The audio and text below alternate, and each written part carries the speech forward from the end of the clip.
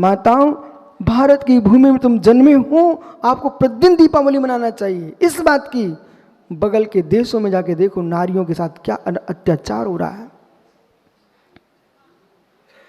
किसी भी देश की भूमि का नाम मातृ बंदरम का पाठ भारत की भूमि में सिखाया जाता है। और मातृ भूमि कहा जाता है, पितृभूमि कहा जाता है, मातृदेव कहा जाता है, पितृदेव कहा जाता है। ये कहीं शब्द नहीं मिलेंगे आपको। और महात्माओं, निर्गंत मुनीश्वरों, जगत के किसी भी देश में अतिथि देव भव का सूत्र नहीं है, वो भारत के अंदर है। और अतिथि संभाग नाम का व्रत है, वो श्रवण संस्कृति के पास है।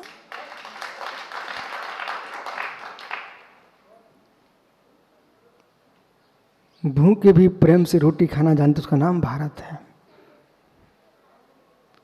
यानी सनी, भिखारी भी प्रेम से रोटी खाना जानते, उसका नाम भारत है। बेटा दूर मत जाना, अशोक नगर में एक ऐसी संस्था है, वो प्रतिदिन गरीबों को, भिखारियों को रोटी खिलाती है। पता है तुझे? मालूम कर लेना अब आज जाकर के। बस्ती मंदिर के अंदर गांव मंदिर में बेटा ऐसे लोग हैं जो गरीबों को भोजन कराते हैं। और उन्हें किस बात की चिंता? कोरोना जैसे महामारी के काल में भारत के लोगों ने कितना सहयोग किया कि नहीं किया है? जैन समाज ने भी कितना सहयोग किया है। ये वो देश है या मित्र, हम 2 रोटी रखते तो 1 रोटी बांट करके खाना जानते हैं। जब हम गरीबों को खिला सकते हैं तो मेरे मित्र मुनीश्वरों को क्यों नहीं खिला सकते? बैठ जाओ, ये आगे चलते हैं। पंडित जी, ये भी सीखना पड़ेगा। देश के संपूर्ण विद्वानों को इस बात की भी शिक्षा लोगों को देना पड़ेगी। समय ऐसा ही है, बंदर के हाथ में चने बांटने को मत दो। बंदर के हाथ में चने बांटने को मत देना, बंदरों को चने बांट देना। अरे देश के धनपतियों, देश के विद्वानों, ज्ञानियों, बंदर के हाथ में चने बांटने को मत देना, बंदर को भी चने बांट देना। ये नीति है, ये सीखिए आप। समझ में आएगी? समझाऊं? पवन अंबुरे, बंदरों के हाथ में चने बांटने को मत देना, बंदरों को भी चने बांट देना। अरे नहीं समझ पा रहे हो? ये कौन सा षटखंडागम का सूत्र है? बंदरों के हाथ में चने बांटने को मत देना, सज्जन ज्ञानी विदिशा, पर बंदरों को भी चने बांटना। बंदरों को तुम चने बांटोगे तो आपके हाथ से प्रत्येक बंदर को चना खाने को मिलेगा। और बंदर के हाथ में चना बैठने को दोगे तो स्वयं के मुख में जाएगा और अपने बच्चे के गाल पर चाटा मार देगा। मैंने देखा आंखों से।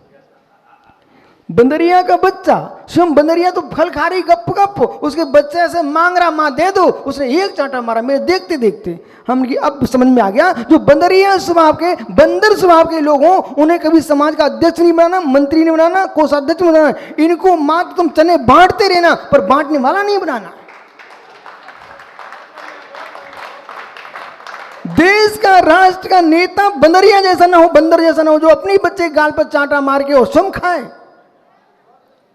नेता वो होना चाहिए, मित्र स्वयं भी खाए, दूसरे को खाने को दो। इसलिए धन तुम्हारे हाथ में मिल जाए तो अपने हाथ से बांटते रहना, पर दूसरों को सौंप के मत जाना। संपत्ति मिली है, ज्ञान मिला है, अधिकार मिला है। यदि अभिषेक कहीं मुनिराज बन गया, तुम आचार्य बन गया, अपनी सीट किसी को भी सौंप के मत चला जाना। कारण दुरुपयोग करेंगे लोग। मुझे बहुत अच्छा लगा, प्रत्येक मंत्र भाई स्वयं पढ़ता ना, प्रतिष्ठाचार ऐसी होना चाहिए। भजन संगीतकार कर ले कोई बात नहीं है, छंद संगीतकार पढ़ ले कोई बात नहीं है, लेकिन मंत्र प्रतिष्ठाचार को स्वयं पढ़ना चाहिए। वो कभी भी, सचिन, नितिन, कभी भी मंत्र को गा गा के मत बोलना। संगीत के सुर में मंत्र मत बोलना, कि अंतर दिखना चाहिए। छंद अलग है और मंत्र अलग है। देखो मैं प्रतिष्ठाचार्य हूँ, फिर मैं कुछ आपको दया से बता रहा हूँ। यदि आपने छंदों को गा के नहीं बोला तो शक्ति नहीं आएगी। मंत्र को गा के बोल दिया तो शक्ति समाप्त हो जाएगी। मंत्र की जो धुनी है, मंत्र की धुनी होना चाहिए। उदात, अनुदात, स्रोत, प्लुत, ओम ह्रीम, भजन दीजिए। ओम कहो अलग आवाज निकलना चाहिए, ह्रीम कहो धुनी बदलना चाहिए। पूरा मंत्र एक किनारे है, पूरा मंत्र एक किनारे है। उद्घाटन तो देखने लोग आते हैं, उद्घाटन ही तो लोग देखने आते ना। बाकी के तुम्हारे भवन में क्या होगा तुम जानो, लेकिन भीड़ तो उद्घाटन पे आती ना। प्रत्येक मंत्र का उद्घाटन द्वार ओम ह्रीम है। तीसरा गेट है उसका श्रीम। इसलिए उद्घाटन को जो है ना वो महत्वपूर्ण है। मंत्रवादी को ओम ह्रीम, ह्रीम बोलते ही शक्ति की ज्वाला फेंकती है, श्रीम ठंडा कर देती है। फिर आप जिन भगवान का नाम उनका नाम लीजिए। मंत्र कहां तक पूरा हो गया? बीजाक्षर इतना ही था, अब मंत्राक्षर है। बीजाक्षर इतना ही था, इसके बाद मंत्राक्षर है। श्री वर्धमान जनेन्द्राय नमः मंत्राक्षर है। बीजाक्षर क्या था? ओम ह्रीम श्रीम, बीजाक्षर है। कभी भी कितनी तुम्हारा परम चेला क्यों ना हो, क्या ना बेटा ठहरो, हमने नियम लिया मंत्र में पढ़ूंगा। जितने विशिष्ट प्रतिष्ठाचार हुए हैं, धूल उड़ते आकाश में पानी गिरते दिखा है। इंद्रधुत विधान एक ऐसा विधान है कि कहीं बारिश ना हो रही हो और विधिपूर्वक इंद्रधुत कर दिया आपने, तो मेरे मित्र सूखा मिट जाएगा, बारिश होगी।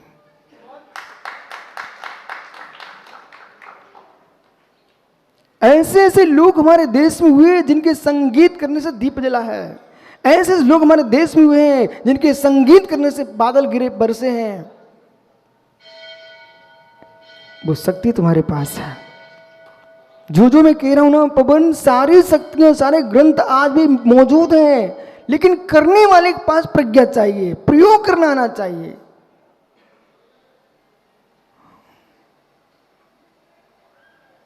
सजल, आपने अपनी मां को 2 वर्ष का देखा कभी?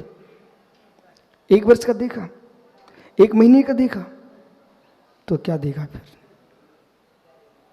कुछ भी नहीं देखा फिर तो। अब से आपने देखा तो जीवन में कुछ भी नहीं देखा। अब देखना पड़ेगा आपको। दिनेश पंडित जी आपने देखा? फिर खड़े हो जाओ। इन्होंने देखा है, कोई रहस्य है इसमें।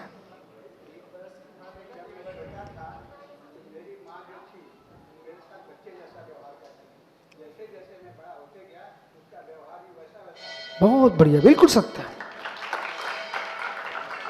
एवं भूतने से, ये पंडित जी बोल रहे हैं, वो भूतने से मित्र, जो मां बच्चे बनना नहीं जानती है ना, वो मां बच्चे का पालन करना नहीं जानती है। आप तो मनुष्य की बात कर रहे हो, मैंने तो गाय भैंस को देखा है। जो गाय दूसरे को फुंकारती है, जो गाय दूसरे टूट पड़ती है, जो भैंस, मेरे मित्र कहते हैं जो बुद्धि कम है, वो भैंस भी अपने बच्चे से लाड़ से आवाज निकालती ना, तो बच्चे जैसे धीमी आवाज निकालती है। गाय भी अपने बच्चे को बुलाती ना, धीमी आवाज से निकालती है शिशु के लिए। ऐसी आप देखना, कहीं दूर खड़े होकर के, गुप्त होकर के, जब आपके बेटे वर्धमान को तुम्हारी पत्नी खिलाए और तुम दूर से देखना, बिल्कुल बच्चे जैसे हरकतें करती है, बिल्कुल आवाज वैसे निकालती है। यदि माँ ऐसा करना नहीं जानती ना, तो बच्चे को पालन नहीं कर पाएगी। ऐसी आचार्य परमेश्वरी को भी बच्चों, शिष्यों के साथ शिष्यों जैसा व्यवहार करके नहीं जानते ना, वे शिष्यों को संभाल नहीं पाएंगे। जो 24 घंटे आचार्य बन के रहते ना, उनका संग नहीं चल पाएगा।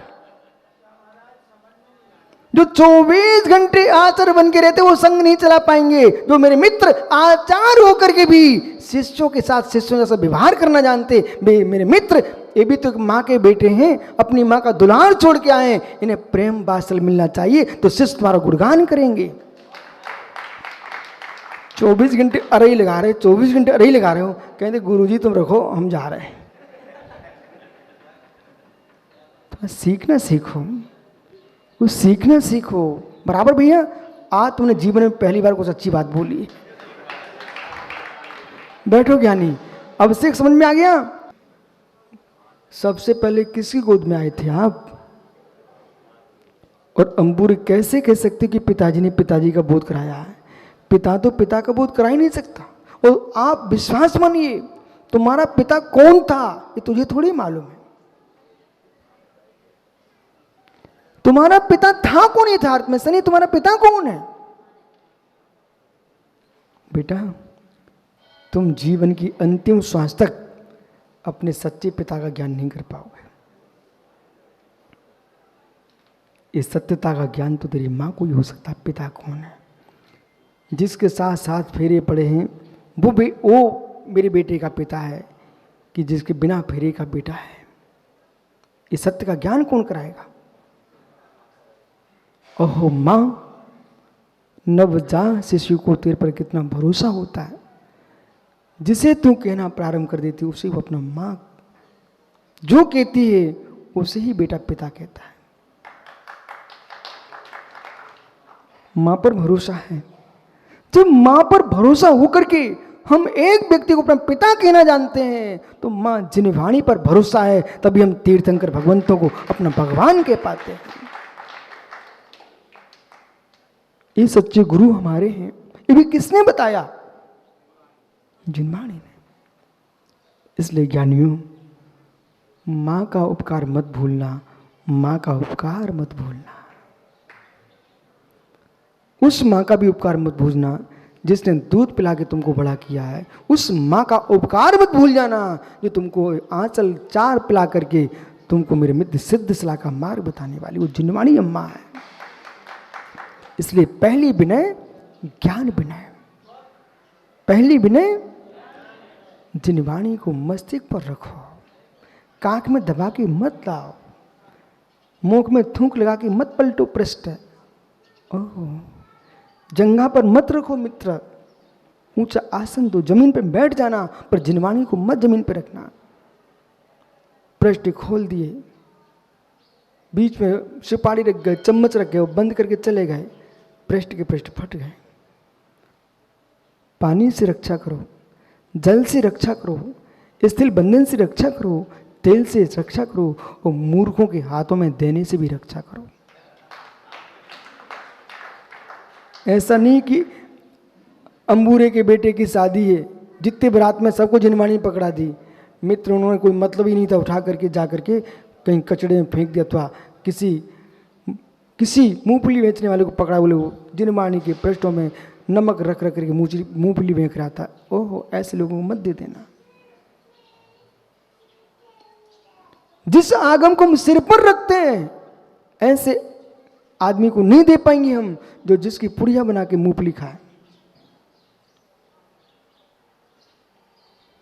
अब तो कुछ पत्रिकाओं का चलन कुछ कम दिख रहा है। मैं बड़ा खुश हूँ आज कि पहले जो चातुर्मास होता पत्रिकाएं लगी टंगी मिलती थी। मैं तो जन्म से इसका पक्षधर नहीं हूँ। अरे जिसको आना है ना, कौन रोक पाता है? वो आते ही हैं, और जिनको नहीं आना है तुम कितनी भेजो वे नहीं आते हैं। क्यों भाई सनी, मैंने तुझे बुलाया है क्या? मेरा तो बुलाने का त्याग है। यदि मैं बुलाऊंगा ना, बेटा तुम जिस गाड़ी से आओगे उसके नीचे कितने जीव मरेंगे, तो हत्या होगी नहीं होगी? मैं हत्या की अनुमोदन करती नहीं हूँ। शनि को आना है तो आओ बेटा, जाना तो जाओ, लेकिन मेरा काम प्रवचन करना है, आशीष देना है, बुलाना नहीं है।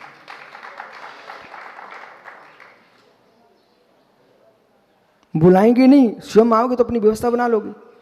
हम बुलाएंगे तो भैया शनि को कमरा भी दिलाना पड़ेगा, रोटी भी दिलाना पड़ेगा। मालूम चल मैं अपनी सामाई करूँगी, इनको कमरा खुलवाऊंगा। अजीत सागर, ऐसे पुण्यहीन लोग भी आते हैं आपके पास जो कहते कमरा दिलाओ मुझे। अरे उनको आज तक, अरे इनको कमरा दिलाओ, आगम में लिखा सुअर तक ने तो मुर्रात को कमरा की व्यवस्था की है। और भाई ऐसे चेले आते बोले कमरा दिलाओ हमारे लिए। अरे मित्र, मुर्रात से कमरा मत मांगो, मुर्रात को कमरा देना सीखो, पर रहने के लिए, नाम के लिए नहीं। ये पवन मालूम परवड़ी क्या सोचता है, बोले कोई विषय छोड़ते भी कि नहीं छोड़ते हो। अरे मैं पंचम काल में जितनी मेरी क्षमता है उतना बोल के जाऊंगा, जिससे भविष्य में कोई ये ना कह पाए कि कोई आचार बता के नहीं गया। साधुओं के रुकने का स्थान तो बनाना अपने नगर में, लेकिन साधुओं के नाम पर मत बनाना, नहीं तो दूसरे साधु चेहरा बनाएंगे। ऐसा बना के जाना जिससे रमूलो सौसाड़ों के चेहरे ना बिगड़े। आइए मित्र, बैठ जाओ ज्ञानी। ज्ञान बिना आपका समय हो गया, कल फिर आओगे। ज्ञान के उपड़ों की भी नहीं करना, ज्ञान धारियों की भी नहीं करना। बेटा यदि इस पर ग्रंथ रखा ना कि धोखे से पैर भी लग जाए तो तुरंत नमोकार पढ़ना 9 बार।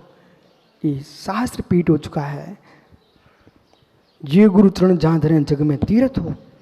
गुरुओं की चरण रखने से ये सिद्ध भूमि, पर्वत थोड़ी सिद्ध भूमि है।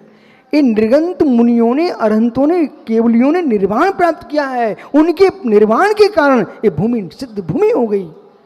इसलिए हम निर्गंतों के मालूम वैदिक परंपरा में एक परंपरा है, उनके यहाँ कोई पूज जाता है ना तो कुछ माताएं पीछे पीछे चलती हैं और जहाँ जहाँ वो पैर उनका पड़ता है वो ऐसे अपनी साड़ी के पल्लू से ऐसे सिर पर लगाती है। मालूम है आपको?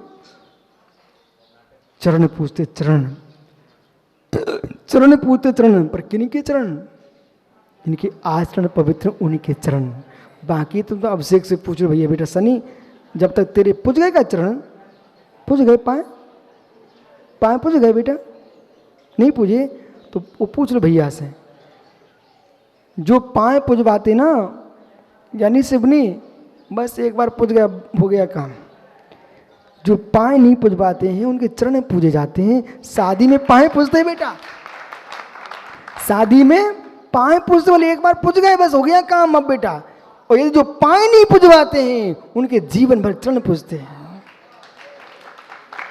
सजल पाए पूज गए, अब क्या है? हमने तो कहा था दुर्ग में बेटा चलो मेरे साथ, क्या कर, सब जो है सो है, कोई बात नहीं है। अब पूज्यों के तुम चरण पूजते रहना। आत्मा स्वभावम परिभाव भिन्नम, आत्मा स्वभावम परिभाव भिन्न। आत्मा का स्वभाव प्रभाव अत्यंत भिन्न। वीर स्वामी की